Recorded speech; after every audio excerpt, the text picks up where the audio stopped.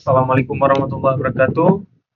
Saya dari kelompok keamanan jaringan yang beranggotakan saya sendiri. Saya Al-Mutakin. Ada 3 orang lagi teman saya, yaitu Muhammad Nafal Alifatur Rafif, ada Imam Al-Khalis, dan Rian Arya Syaftra. Nah, di bagian ini saya akan menjelaskan pada layanan jaringan 2. Di sini kita langsung pada menuju ke task pertama. Pada task pertama ini saya diminta untuk terhubung ke server OpenVPN. Terakhir ini sebelum memulai prakteknya. Bagian ini merupakan presentasi pengenalan atau presentasi awal terhadap Room Network Service 2. Di sini dijelaskan bahwa Room akan membahas layanan jaringan umum, kerentanan konfigurasi, dan beberapa teknik numerasi serta eksploitasi dasar yang biasa ditemukan dalam CTF maupun penetration testing. Nah, di sini task kedua yaitu pengertian NFS. NFS yaitu Network File System atau jaringan sistem file. Nah, NFS merupakan layanan yang memungkinkan sebuah sistem berbagi direktori dan file melalui jaringan sehingga komputer lain dapat mengakses file tersebut seolah-olah file berada di lokal sistem mereka sendiri. Cara kerja NFS ini dimulai ketika klien meminta akses ke direktori tertentu dari server.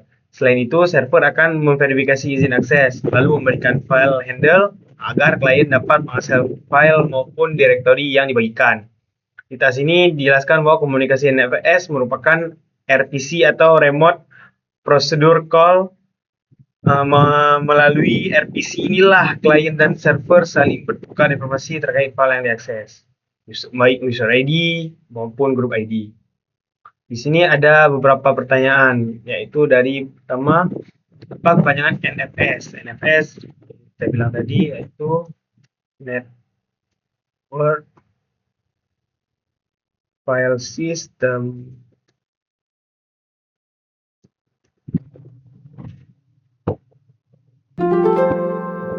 Yang kedua, proses apa yang memungkinkan klien NFS berinteraksi dengan direktori jarak jauh, seolah-olah itu adalah perangkat fisik. Itu jawabannya adalah mungkin.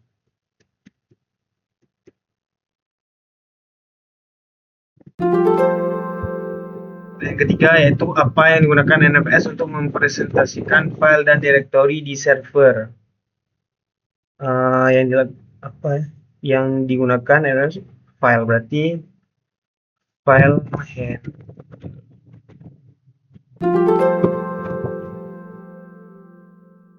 Protokol apa yang digunakan NFS untuk berkomunikasi antara server dan klien? Oke, ini protokol RPC.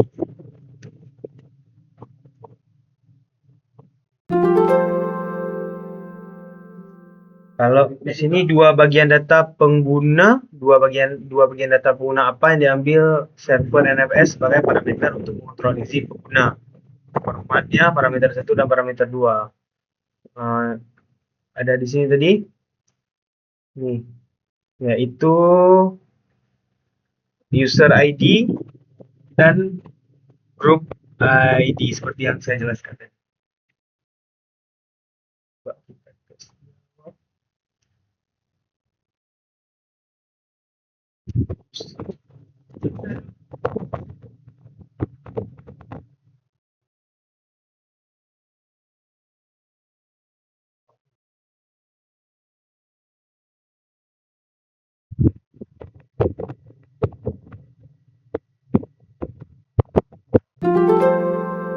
Bisakah server Windows NFS berbagi file dengan klien Linux?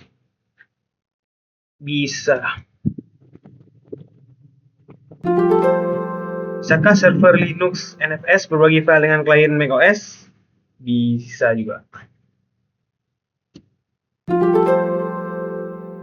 Yang terakhir, apa versi terbaru dari NFS rilis pada tahun 2016, semua masih up to date per tahun 2020. Hal ini merupakan penelitian eksternal.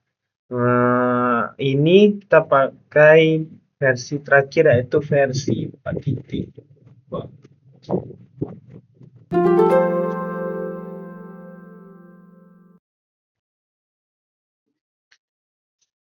Baik, pada task kali ini yaitu task 3 dengan judul menghitung NFS. Saya akan menjelaskan yaitu mengenai enumerasi atau perhitungan layanan NFS pada TryHackMe. Nah, pada task kali ini jelaskan bahwa langkah awal dalam pengujian layanan NFS adalah melakukan scanning port menggunakan tool seperti Nmap untuk mengetahui layanan yang aktif pada target. Dari hasil scanning diketahui terdapat 7 port terbuka dan layanan NFS berjalan pada port 2040. Kali ini mesin tidak dapat dibuka, tidak bisa kita nyalakan mesin. Jadi dari hasil percobaan penyalaan mesin tadi, yaitu dapatlah hasil dengan hasil yang seperti saya sampaikan tadi. Selanjutnya dilakukan yaitu enumerasi share NFS menggunakan perintah showmon min e untuk melihat direktori yang dibiarkan oleh server. Dari hasil tersebut ditemukan direktori stack home yang dapat diakses. Kemudian jelaskan proses mounting share NFS ke mesin lokal menggunakan perintah mount. Setelah share berhasil dipasang, isi direktori dapat dilihat dari mesin penyerang. Di dalam direktori temukan folder bernama cappuccino dan terdapat folder .ssh yang berisi file id_rsa. File tersebut merupakan private key SSH yang dapat digunakan untuk login ke server target. Pertanyaan berikut, yaitu ada beberapa pertanyaan di bawah ini tentang NFS, dan ini ada pertanyaan pertama, yaitu berapa ports akan terbuka pada mesin target. Seperti jelaskan tadi, yaitu ada 7 ports.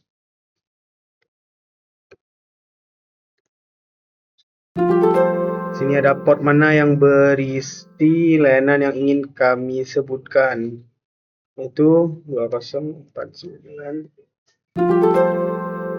Yaitu sekarang gunakan USR atau min E happy untuk melanjutkan saham NFS. Apa nama saham terlihat? Itu home.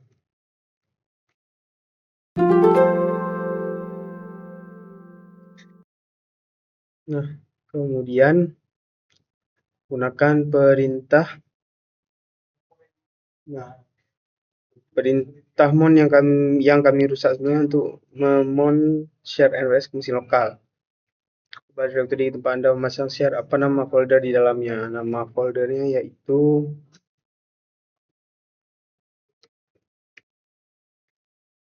sini. Lihatlah ke dalam direktur ini. Enggak perlu. Mari kita lakukan sedikit desain. Ini tadi kami sudah tes mesin, tapi tidak dapat ditampilkan karena ada kendala. Jadi sudah ada jawabannya.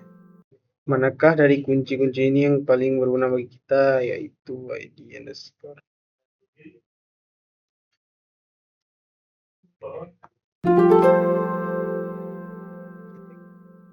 Bisakah kita masuk ke mesin menggunakan SSH? Oke, ini bisa ya. Oke, pada task 4, tugas berikut yaitu memanfaatkan NFS. Nah, di sini dijelaskan bagaimana layanan NFS dapat dimanfaatkan untuk mendapatkan hak akses lebih tinggi pada server target. Di sini penjelasannya itu tentang root to squash. Fitur ini sebenarnya digunakan untuk membatasi hak akses root dari klien NFS. Namun apabila konfigurasi salah, penyerang dapat memanfaatkannya untuk eskalasi privilege. Selanjutnya jelaskan di sini konsep SUID atau set user ID. Dengan permission ini sebuah file dapat dijalankan menggunakan hak akses pemilik file tersebut, termasuk root. Pada properti ini dilakukan upload file bus executable ke share NFS. Lalu file tersebut diberikan permission SUID menggunakan perintah chmod. Setelah dicek menggunakan ls min la, permission file berubah menjadi min rw sr min sr min x.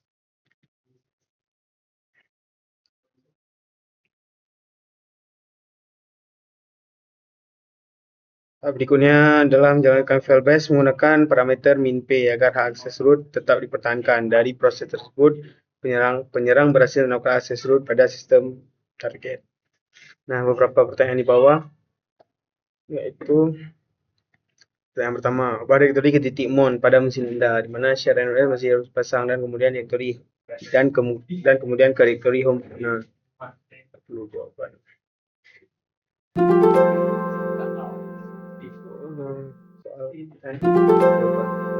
Sekarang kita akan melakukan izin bit SYD ke bash execute yang baru saja kita salin ke shell menggunakan sudo chmod plus permission bash.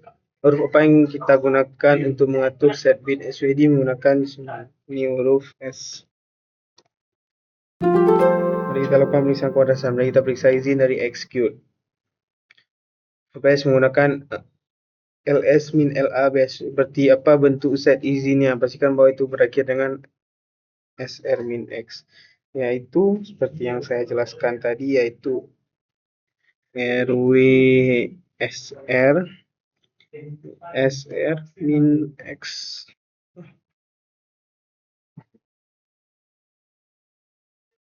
Oke, ini s.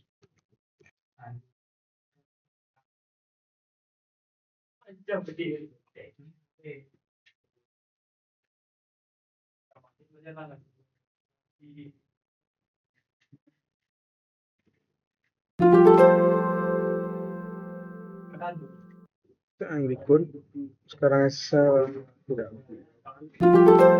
Ya, semua berjalan baik. Anda harus memiliki cangkang sebagai akarnya. Apa bendera akar? Oke, tadi sudah ada jawabannya juga, yaitu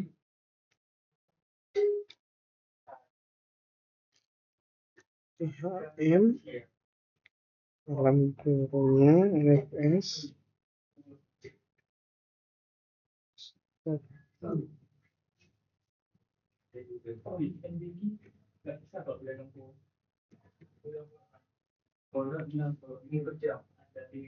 Oke.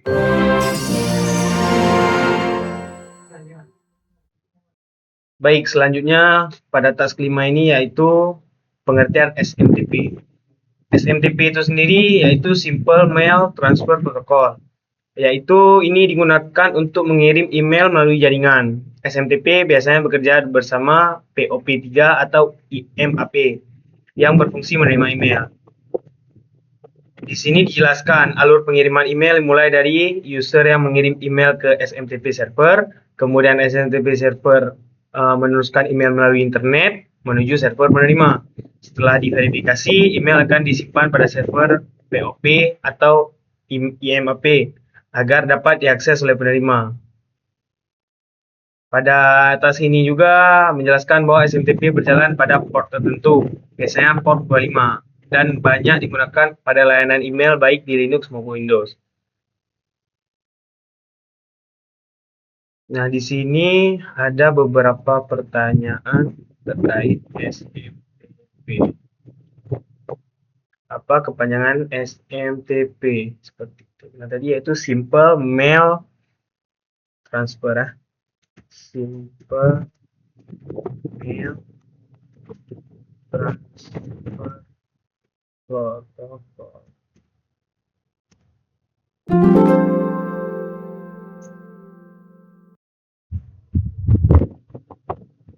Pada pertanyaan kedua, yaitu apa SMTP tangani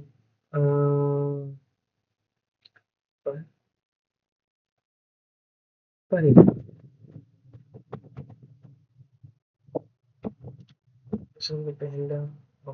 SMTP handle apa?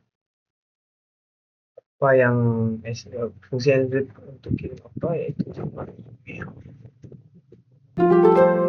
Apa langkah pertama dalam proses SMTP, yaitu SMTP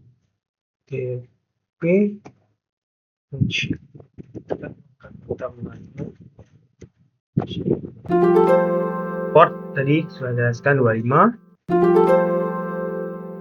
Port SMTP default ya biasanya bukan. Mana server SMTP mengirim data penerima tidak tersedia, yaitu ke SMTP queue.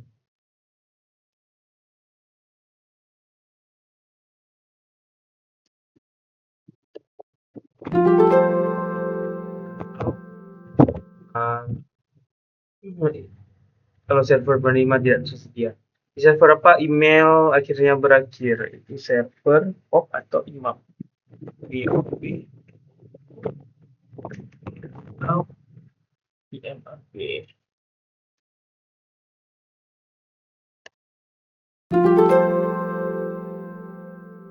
Bisakah mesin hidup menyalakan server SMTP? Bisa. Bisakah mesin hidup? Bisa juga. Semua bisa menyalakan SMTP. Oke, kita masuk ke task 6 yaitu menghitung SMTP. Jadi di sini pada task ini kita akan membahas bagaimana cara melakukan enumerasi terhadap service SMTP untuk mendapatkan informasi penting dari target seperti versi SMTP server, nama mail server, jenis mail transfer agent, dan juga enumerasi username, user yang valid. Di task ini kita akan menggunakan beberapa tools seperti Nmap untuk scanning port dan Metasploit untuk melakukan enumerasi SMTP. Kemudian kita masuk ke bagian pertanyaan. Jadi yang pertanyaan pertama kita ditanya port berapa yang digunakan service SMTP pada target machine. Kita jalankan Nmap. Karena Nmap membutuhkan waktu yang lama, saya sudah menjalankan sebelumnya. Jadi di sini kita melihat bahwa SMTP menggunakan port 25. Jadi jawabannya di sini 25. Kemudian untuk pertanyaan kedua, di sini kita diminta untuk menjalankan Metasploit framework. Jadi kita akan menjalankan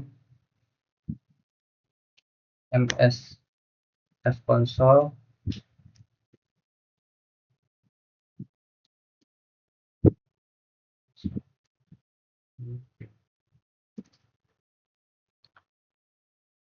Jadi parameter Q ini digunakan supaya Metasploit berjalan dalam mode diam sehingga tampilannya lebih bersih.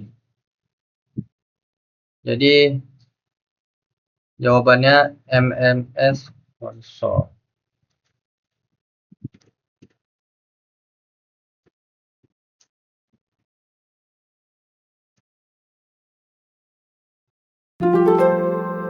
Kemudian pertanyaan selanjutnya, sekarang kita diminta mencari modul bernama SMTP version.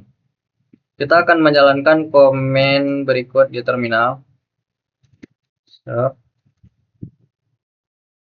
SMTP version.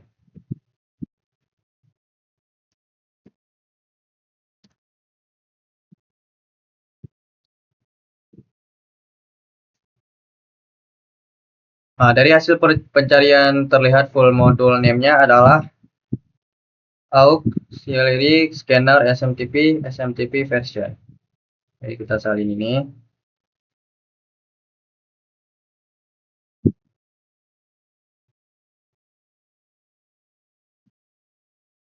Salin.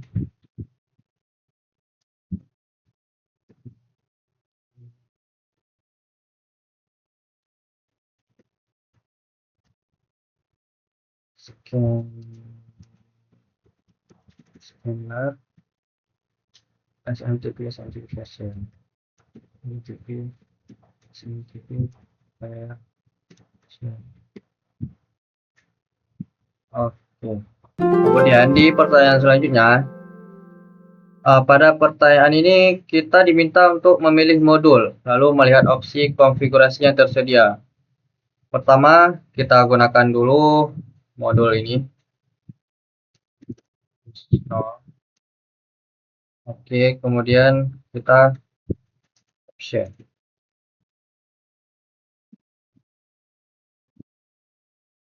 Oke, jadi jawabannya option untuk mencari daftar opsi.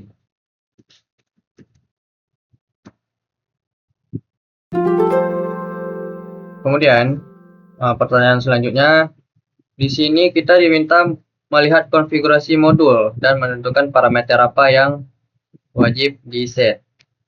Oke. Di sini yang perlu kita set adalah ROS, karena ROS-nya kan belum terisi pada ROS. Kemudian di soal berikutnya, sekarang kita akan mengisi target IP, lalu kita jalankan modul untuk kita dapatkan informasi mail server. Pertama, hal yang kita lakukan, kita set ROS dulu.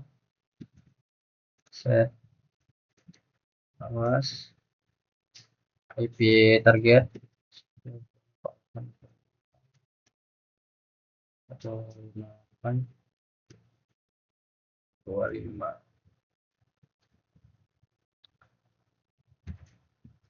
Oke. Kemudian kita jalankan modul dengan komen run. Nah, di sini kita dapat jawabannya bahwa follow SMTP home.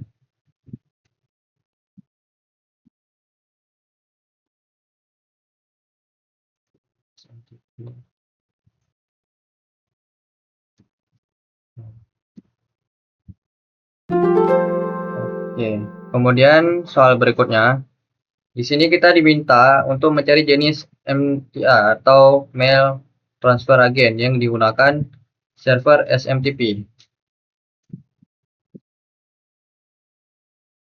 Di sini pada hasil scanning terlihat banner. Di sini jawabannya SMTP Postfix Ubuntu. Di sini kita dapat ketahui bahwa MTA yang digunakan adalah Postfix.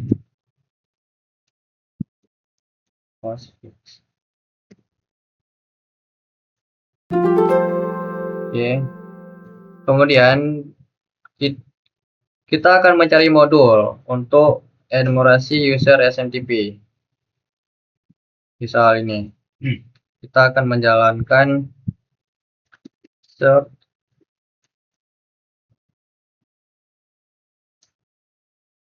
SMTP enum. Dan kita dapatkan full module name berikut: auxiliary scanner SMTP enum. Kita isi.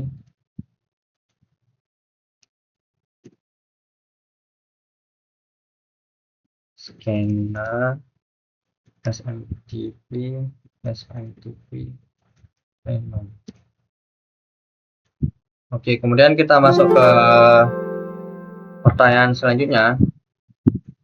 Di sini kita diminta untuk menentukan parameter untuk memasukkan path word list username. Jadi parameter yang akan kita gunakan adalah user file.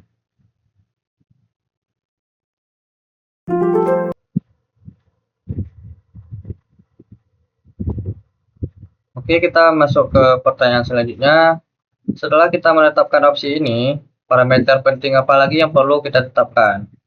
Jadi setelah kita user file kita isi, kita masih perlu mengatur parameter penting lainnya, yaitu target host. Maka di sini jawabannya pas. Oke. Kemudian username apa yang dikembalikan? Pertama, kita sudah melakukan set word list username, kemudian kita set target host.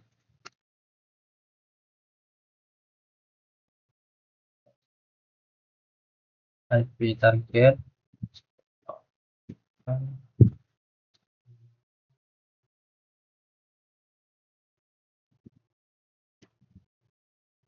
Kemudian kita run. Setelah semuanya siap, jadi kita jalankan modul dengan comment run. Nah, di sini yang dikembalikan adalah root, tapi karena ada kesalahan di VM, jadi jawabannya di sini adalah administrator.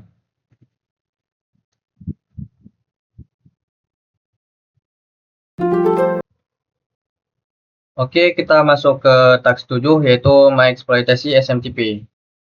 Pada task sebelumnya kita sudah berhasil melakukan enumerasi SMTP dan mendapatkan beberapa informasi penting seperti username valid, jenis mail server, dan sistem operasi yang digunakan oleh target. Nah, pada task kali ini kita akan memanfaatkan informasi tersebut untuk melakukan brute force login SSH menggunakan tool Hydra. Nah, dari enumerasi sebelumnya kita mengetahui bahwasanya target kita memiliki service SSH yang terbuka pada port 22 dan kita juga berhasil menemukan username yang valid. Oleh karena itu, sekarang kita akan mencoba mencari password user tersebut menggunakan dictionary attack.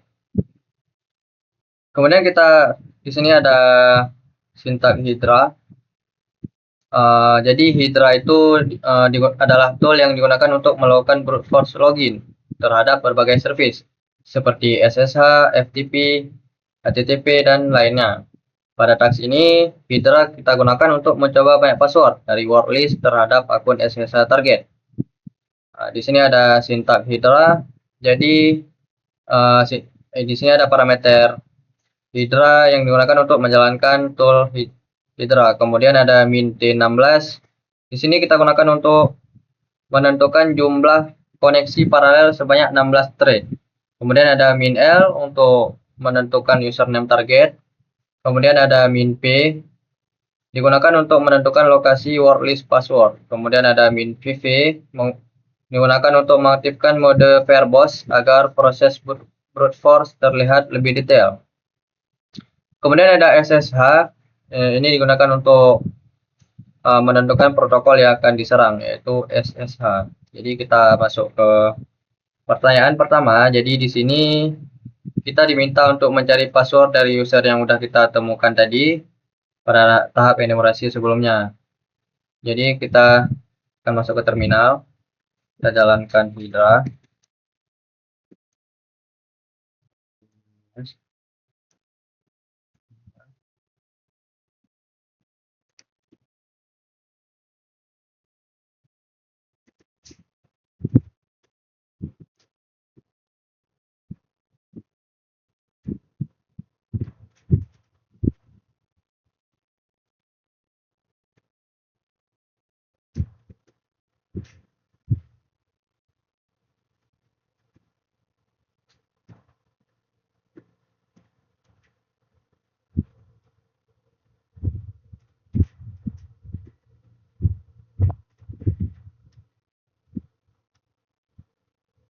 IP target.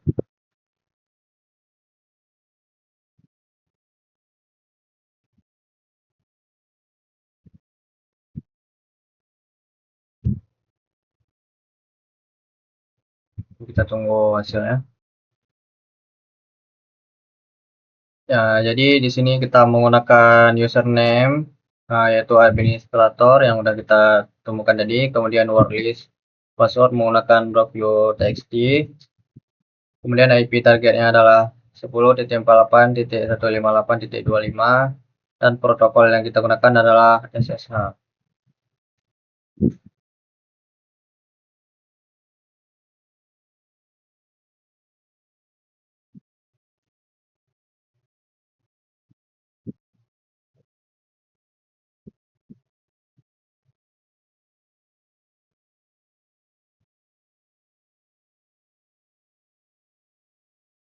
Oke, di sini kita sudah menemukan passwordnya Alejandro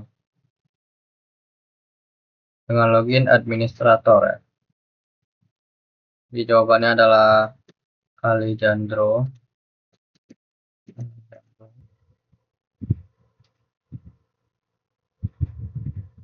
Oke, setelah kita menemukan passwordnya dari Hydra, kemudian kita masuk ke pertanyaan selanjutnya.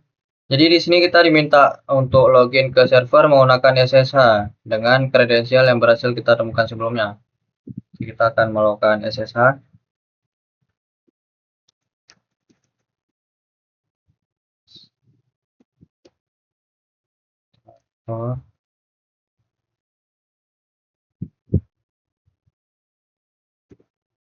IP target.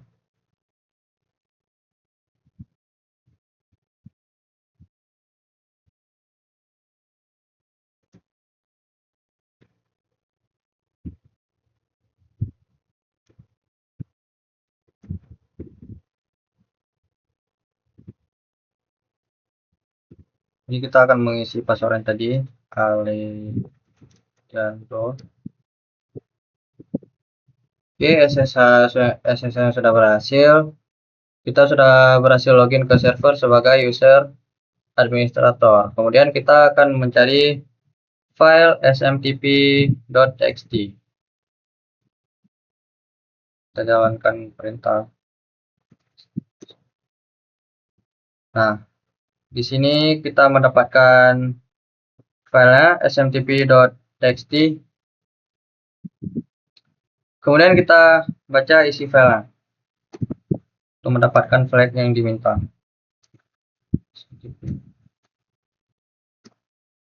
Nah, kita sudah mendapatkan flagnya.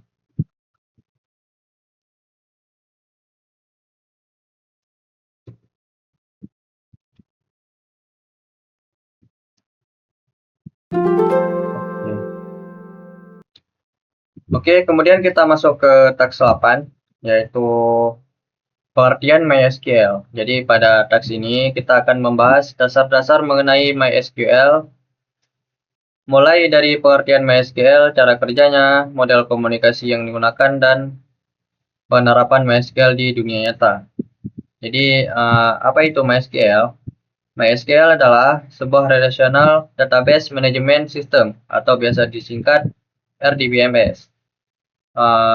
MySQL ini digunakan untuk menyimpan data, mengelola data, dan memproses data menggunakan bahasa SQL.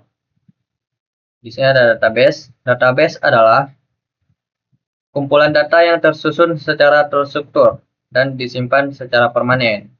Kemudian ada RDBMS.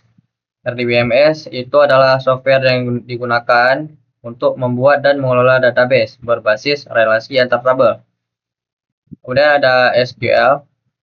SQL ini menggunakan bahasa SQL atau Structured Query Language untuk melakukan query data, insert data, update data, dan delete data. Jadi bagaimana cara kerja MySQL?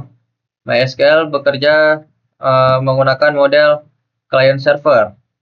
Artinya, klien mengirim request menggunakan SQL, kemudian server MySQL memproses request tersebut, lalu mengembalikan hasilnya kepada klien. Kemudian apa yang menjalankan SQL? Jadi MySQL ini umum digunakan sebagai backend database pada website dan aplikasi modern. MySQL juga menjadi bagian dari stack terkenal yaitu Linux, Apache, MySQL, dan PHP yang biasa disebut LAMP stack. Jadi kita masuk ke pertanyaan pertama. Di sini ditanya apa jenis perangkat lunak MySQL. Dari materi sebelumnya dijelaskan bahwa MySQL adalah sebuah sistem manajemen database relasional. Jawabannya relasional database manajemen sistem.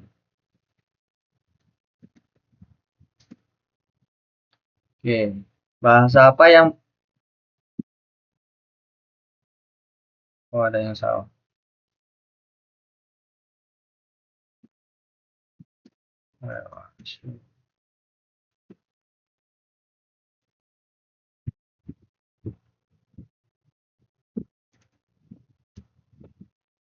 Oke, kemudian pertanyaan selanjutnya, bahasa apa yang menjadi dasar MySQL?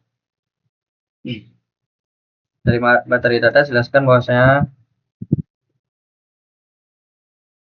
MySQL menggunakan SQL atau Structured Query Language. Kemudian pertanyaan selanjutnya, model komunikasi apa yang digunakan MySQL? Client server.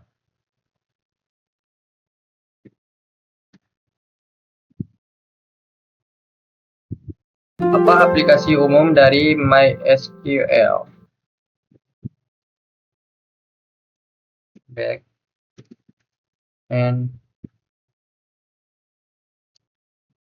database.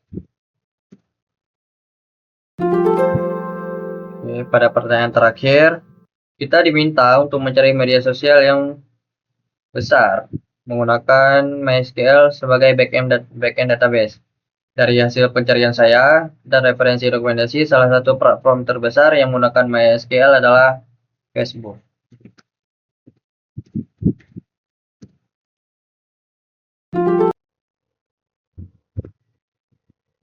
Oke, kemudian kita masuk ke task 9, yaitu menghitung MySQL. Pada task ini kita akan belajar bagaimana melakukan enumerasi terhadap service MySQL untuk mendapatkan informasi penting dari database server target. Jadi, kapan MySQL biasanya akan diserang? Dalam skenario penetration testing atau CTF, MySQL biasanya bukan service pertama yang bakal diserang.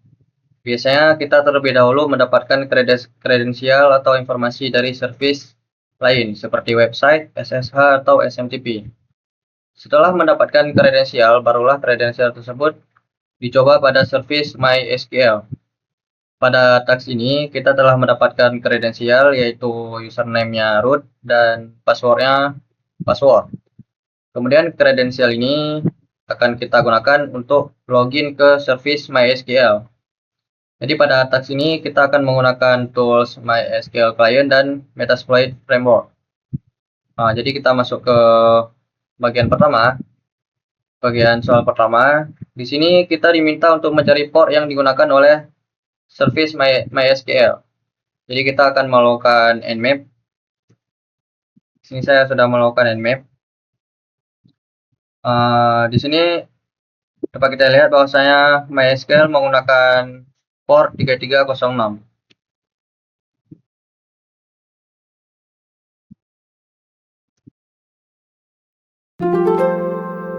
Oke. Kemudian pada pertanyaan kedua ini, kita diminta untuk mencoba login manual ke service MySQL menggunakan kredensial yang sudah kita ketahui sebelumnya. Kita coba login.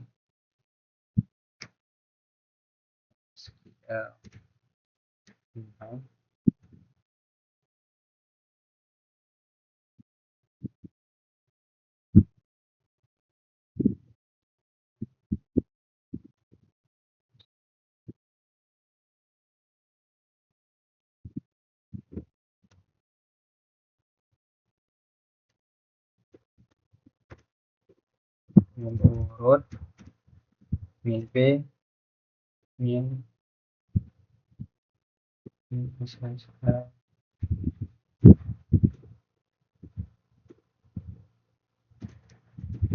pas.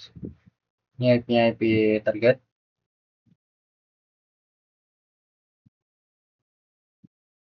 Satu enam satu titik satu. Passwordnya password. Oke, kita di sini berhasil login ke MySQL server.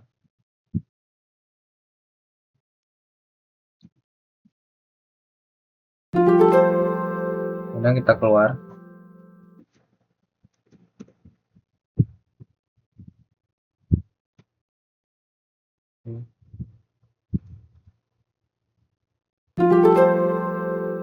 Kemudian kita masuk ke pertanyaan selanjutnya.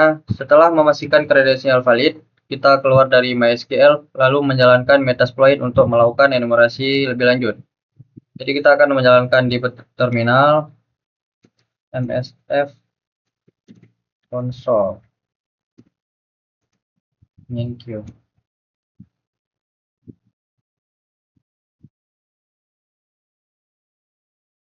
Di sini sudah keluar.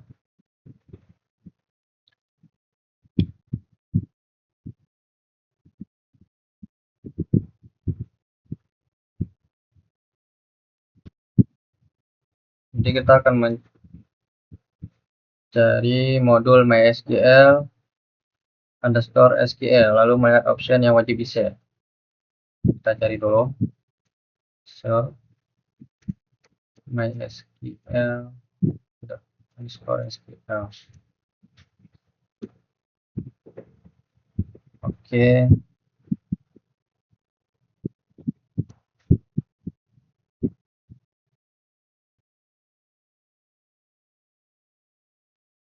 Kemudian kita use modalnya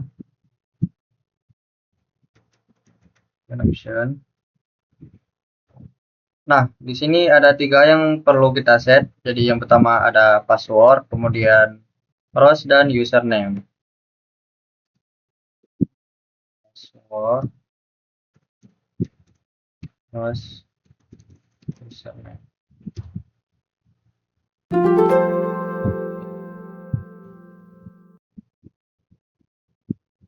Kemudian kita masuk ke pertanyaan selanjutnya.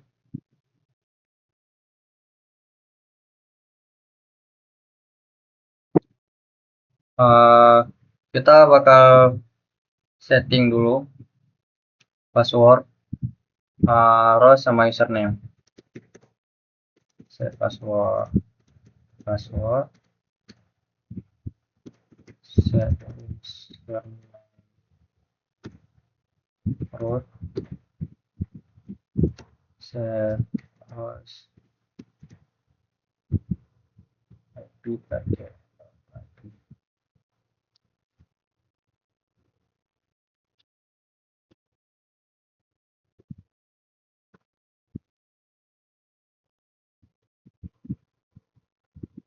Oke, kemudian kita run.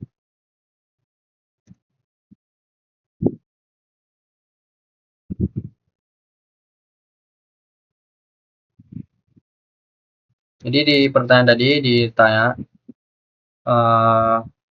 versi MySQL Server Target. Jadi kita sudah menjalankan run. Dari hasil output terlihat bahwa versi MySQL yang digunakan adalah 8.0.42 0 Ubuntu 0.20.04.1.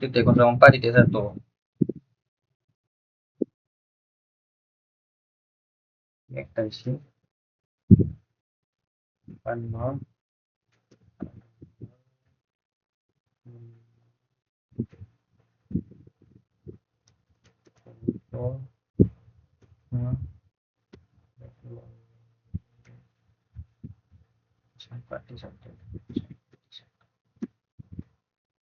Oke, berhasil.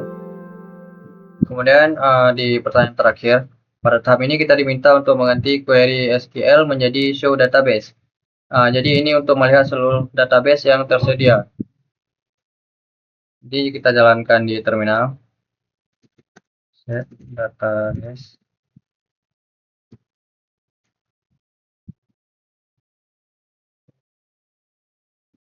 Set SQL show database. Kemudian kita run. Nah, berhasil. Jadi di sini outputnya dapat kita lihat bahwasanya terdapat 4 database yang berhasil ditampilkan. Ada 1, 2, 3, 4.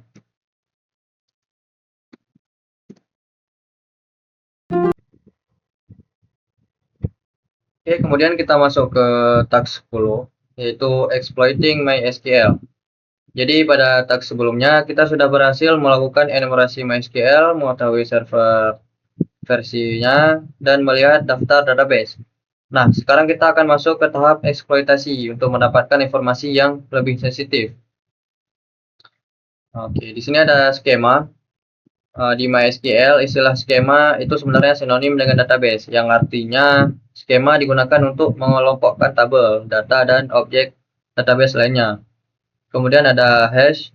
Pada task ini kita juga akan membahas password hash. Sederhananya, hash adalah hasil dari proses kriptografi yang mengubah data menjadi bentuk tetap. Password biasanya tidak disimpan dalam plain text, melainkan dalam bentuk hash agar lebih aman. Jadi kita masuk ke pertanyaan pertama. Jadi pada pertanyaan ini kita diminta untuk mencari modul MySQL schema DAM di Metasploit. Kita jalankan di terminal.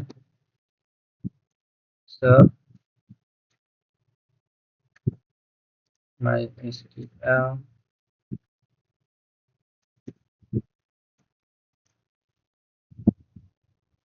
schema DAM. Oke, di sini kita mendapatkan jawaban. Auxiliary scanner MySQL schema dump.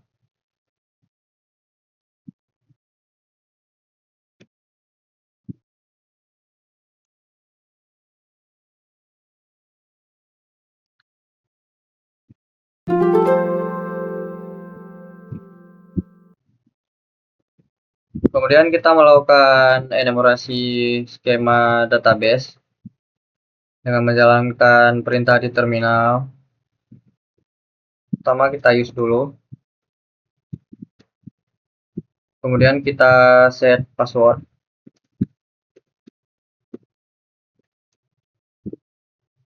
Password. Kemudian kita set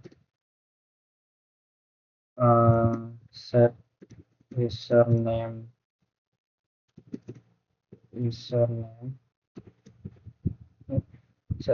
root. Kemudian kita set rows.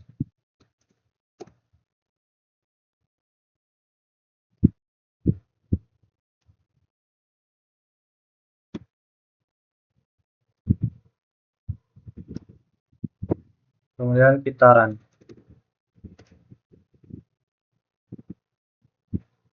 Jadi di sini modul akan melakukan dump terhadap struktur database, mulai dari nama database, nama tabel, dan nama kolom.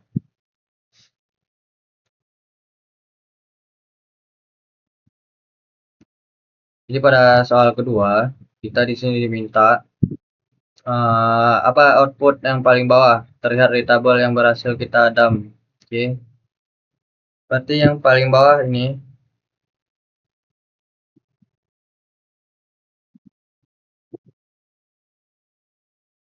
ini.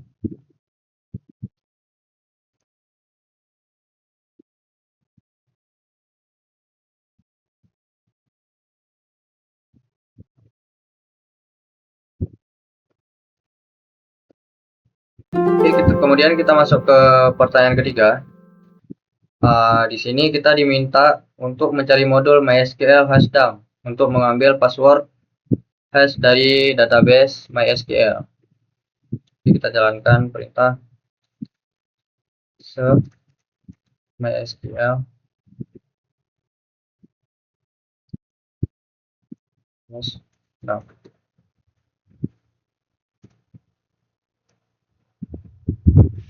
Oke, di sini kita mendapatkan jawaban.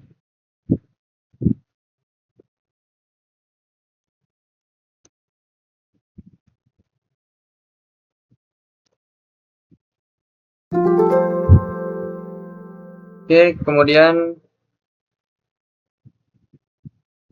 kita dump password hash.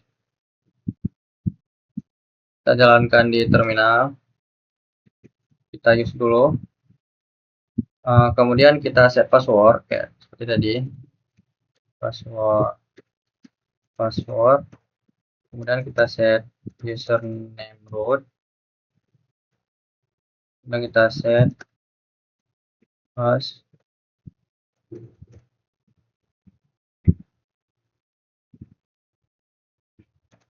IP target.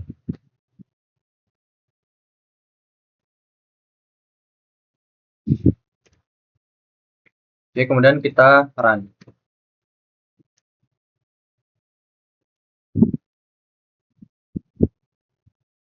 Oke, setelah kita jalankan, modul berhasil menampilkan beberapa password hash user MySQL. Jadi pertanyaan tadi,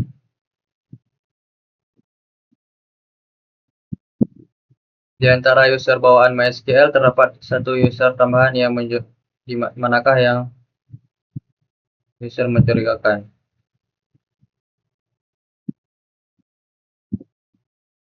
Sini ada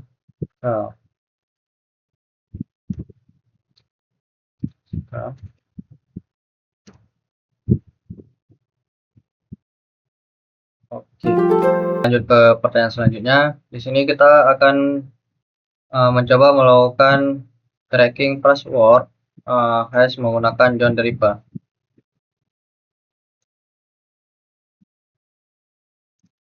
Buat file dulu. Oke.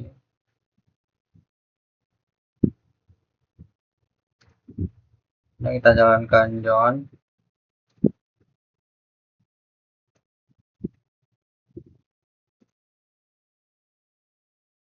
Nah, di sini dapat kita lihat bahwasanya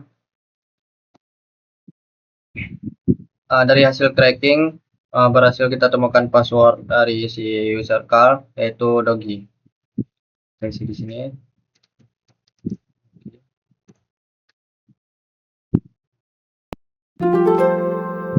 Kemudian pada pertanyaan selanjutnya kita disuruh untuk SSH, login SSH ke kredensial card tadi. Karena password reuse sangat umum terjadi, kita akan menggunakan kredensial card untuk login ke SSH. Jadi kita jalankan SSH.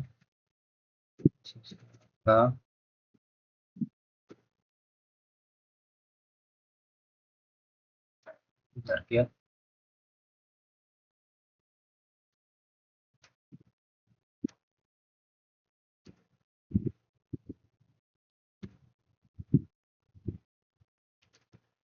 Yes. Passwordnya tadi yang kita temukan Dogi. Oke, kita berhasil login. Kemudian kita ls. Oke, di sini kita menemukan MySQL txt. Jadi ditanya di sini apa isi dari MySQL txt. Jadi kita akan get MySQL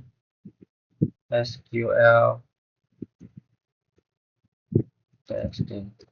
Nah, di sini kita menemukan sebuah flag.